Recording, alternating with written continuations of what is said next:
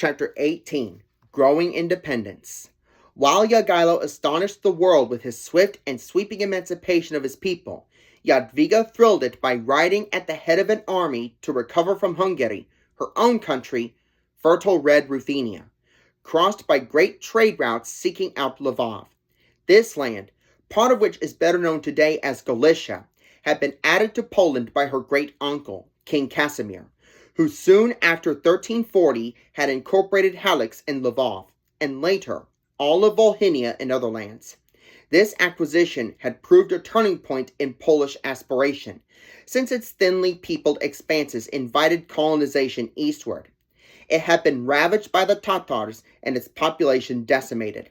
But nature's generosity to its soil assured recovery, and new colonists flocked there to replace the earlier ones.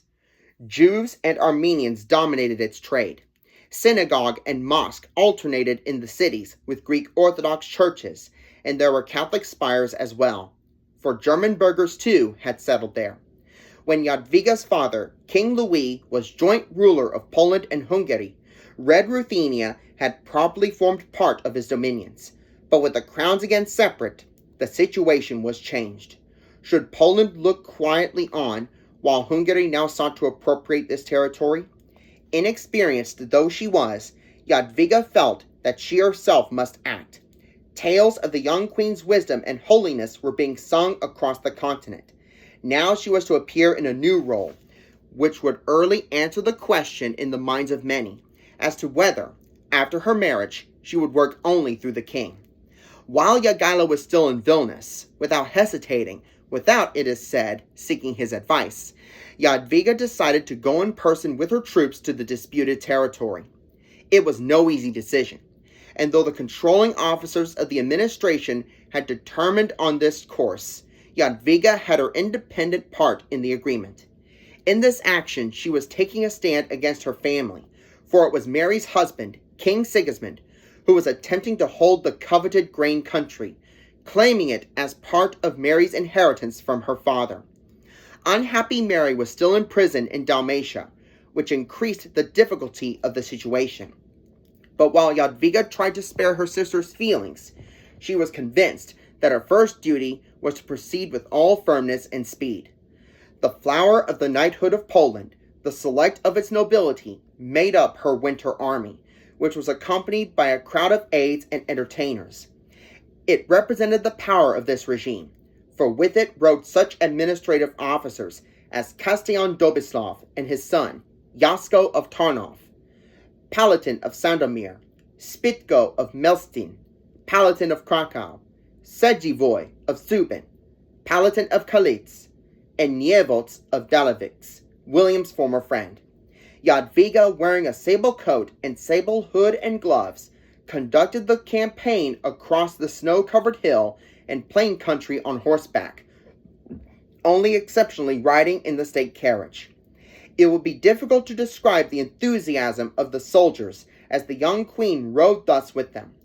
In a short time, the leaders of the Hungarian troops garrisoned on the land were fleeing before them. There were engagements in certain places, but in most towns, because of her conciliatory attitude and her generous concessions, the warrior queen was well received. As she advanced, she accepted vows of allegiance, not as conquering enemy, but as legitimate ruler returned. The important towns of Przemysl, Yaroslav, Grodek, and others swore loyalty, and on March 8th, she entered Lvov, city of the lion, where amidst moving scenes the many-tongued people swore allegiance. This they were ready enough to do if they were assured security in their privileges and in their pursuit of trade.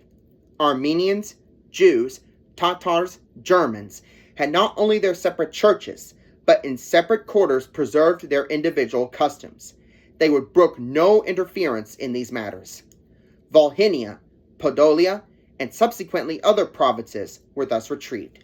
Beyond them stretched that Ukraine, which was to become the granary of Russia. Much of the soil in smaller ethnic Poland was poor. Here, on marvelous rolling fields, agrarian longings could find satisfaction. Poland already traded in wood and other raw materials with Hungary and Italy.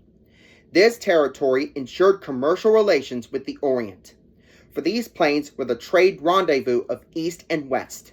At their crossroads, Nuremberg and Danzig merchants met those from beyond the Urals and Carpathians.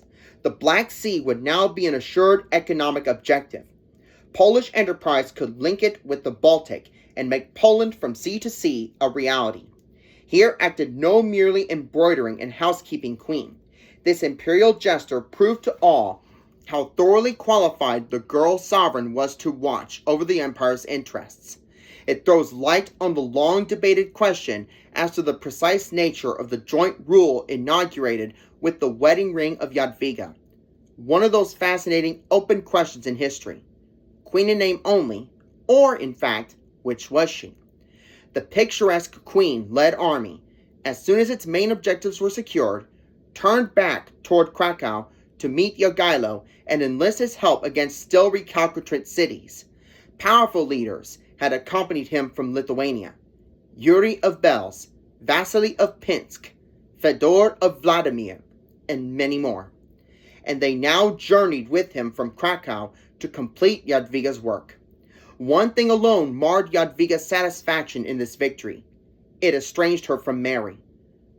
But fortunately, it was not long before the two sisters who had only each other were reconciled.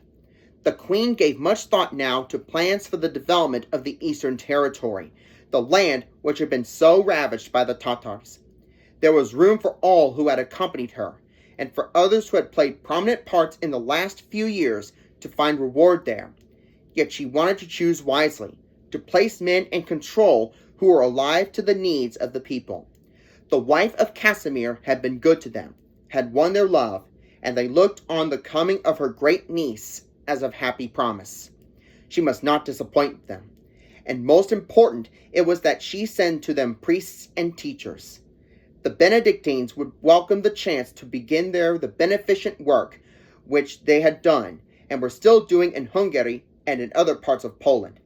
Jogailo was often absent from the capital, either on business for Lithuania, which by the terms of the Union he continued to rule separately, or for Poland.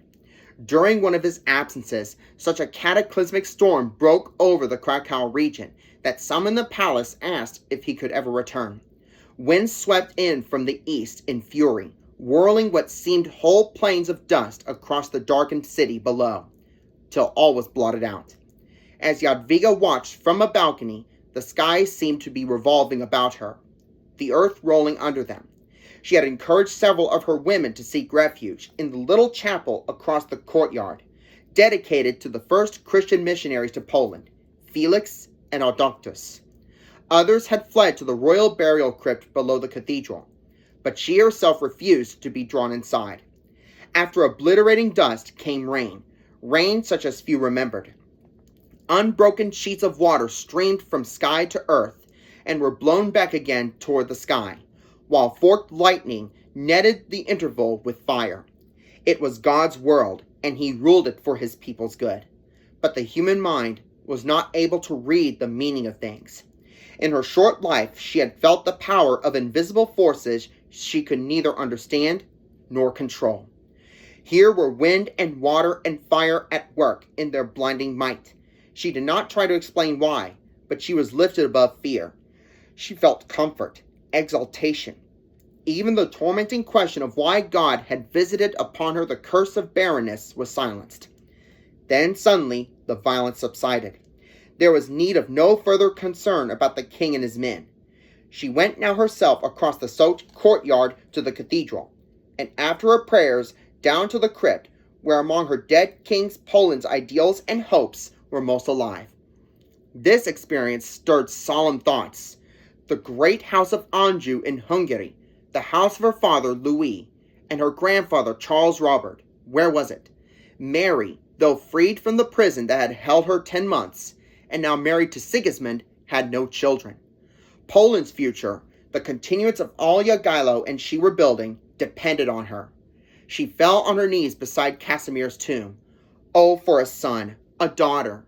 Would not heaven hear her prayer? She returned to the castle to prepare for Jogailo's return.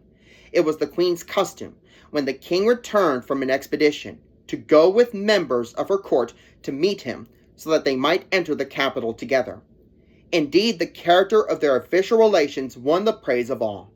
Jadwiga, like her father, King Louis, had striking personal dignity, which Jogailo greatly respected. He, too, had a high conception of the dignity of his office. Like the cock which is ready to crow by night as by day, the king must be a king by night as by day, he said. He spoke little, guarding his words, which go forth from the mouth of small birds and return as camels. Yet it was difficult to convince many that the once pagan king was not, despite appearance, so rough and uncultured that he was incapable of appreciating the fineness of Jadwiga's character, and that she suffered much because of this. All knew that their tastes were congenially simple, that Jogailo cared no more for wealth or possessions than the queen, that they were mutually abstemious, and were on 2 days of the week eating little more than bread and water.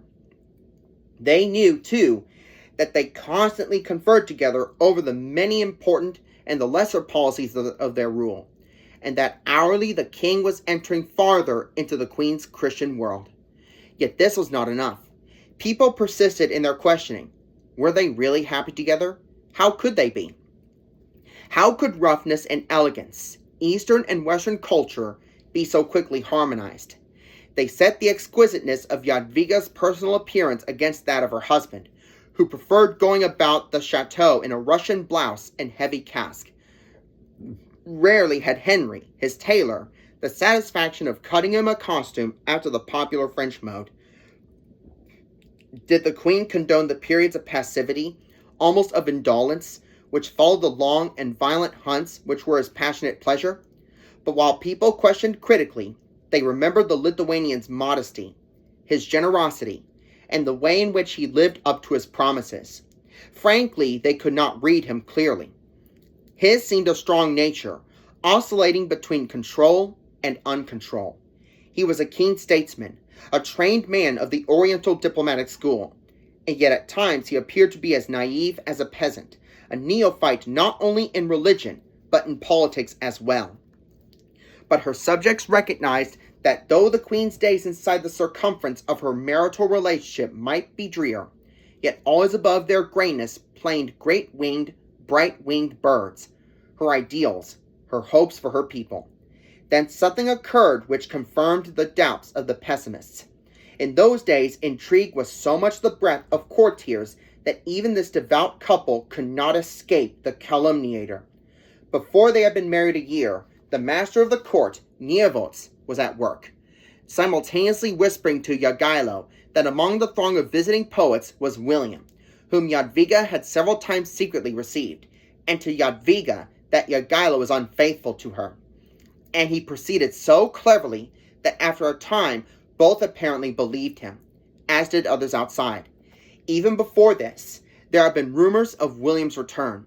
He was supposed to have come back incognito and for some time visited secretly his merchant friend, Morstan, in his house on the marketplace. In the mind of the people, the earlier relationship was, through heroic renunciation, covered over. But how could it die? They had seen a love they believed imperishable, and this conviction was fertile soil for the growth of romantic conjecture. The intriguer counted on it when he spread his reports. Unhappy weeks. Jadwiga was hurt to the quick.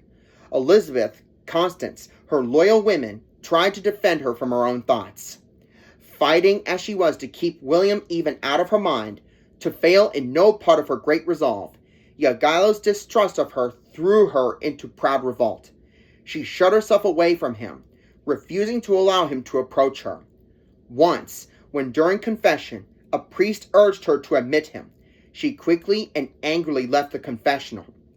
The situation was growing constantly more strained when one day the Council of the Crown, which had been racking its brains to find some road toward reconciliation, proposed that both sovereigns reveal publicly the names of their informants. This they agreed to do, and instantly the intrigue was uncovered, whereupon not only the Queen, but the King and an outraged public turned upon Niewosz. After their condemnation of him and their recognition of Jadwiga's innocence, the people felt the affair liquidated. But she had been too deeply wounded to let the matter rest there. She was not only queen, but a woman, and now she demanded to be tried like any other woman. In court, before the world, she would win justification. In such a case, a woman was allowed to swear to her innocence and then send her representative to the trial. This Jadwiga did. Her father's and her own loyal friend, the Châtillon Jasko de Tencin, went to stand for her. He took with him 12 witnesses to her innocence, and also 12 knights in armor, ready to seek a true verdict by fighting against Nievols. But the trial collapsed at the start, for when the accused was questioned, he was too overcome to utter a word in his own defense. He was then guilty, and according to the law, must admit that he had lied like a dog and pay a fine of 60 pieces of silver money. This penalty, however, did not satisfy. People demanded that in addition he be made to howl 3 times like the dog he was, and this also he did from beneath Jadwiga's royal chair. Thus peace was restored in the chateau, at least restored outwardly, for despite the Christian rule of forgiveness, only time could heal Jadwiga's hurt. King and queen sorely needed quiet on Wawel Hill. Jagailo's journey to Lithuania had but superficially ended dissensions there, though his half-brother Andrew, whose attempted usurpation had given him so much trouble during this year, was now a prisoner in Poland. To Skiergailo, on whom he depended most to quench such fires of disloyalty, he sent a revealing communication. "God has given us much," he wrote, "and therefore have I with my brother Skiergailo taken faith and intent to remain true. First, I promise my brother that he shall keep all the holdings which he now possesses, in particular the Principality of Troki, which I pledge myself never in anger or hate to deflect from him. Never will I listen to nor believe in evil tales of him told by bad people, but will acquaint him with everything, without concealment, good or bad. I will hold him higher and listen more to him than to all other friends and brothers. Him and his will I treat justly and not anger them, and punish all who ill treat them, whether brother or half-brother." Poland itself was still divided. Even Krakow, which had supplanted Gniezno as capital when small Poland was first acquired, was not yet securely established as first city. And now, soon after she had triumphed in the trial and the troublemaker had been dealt with, Jadwiga issued a decree which was of first importance in the struggle toward unity. It further defined and strengthened Jagailo's position, and shed fresh light on the character of the joint rule. In this decree, issued on December 1387, she asked Krakow to swear to be as loyal and obedient to him as to herself, and, should she die, to take him as king. Similar decrees were issued in other cities. The nobles were restless. Plots were hatching on all sides, and chiefly there was valorous but disturbing Prince Vytautas to watch. During this early period, he turned a favorable ear toward the White Capes. His desires did not stop with his visioned control of Lithuania, but included fantastic hopes of conquest in Rus, Tatar-held lands. There seemed to be little hope that he and Jagailo could ever arrive at any such working agreement as the famous pact which existed between their fathers, Algirdas and Kestutis.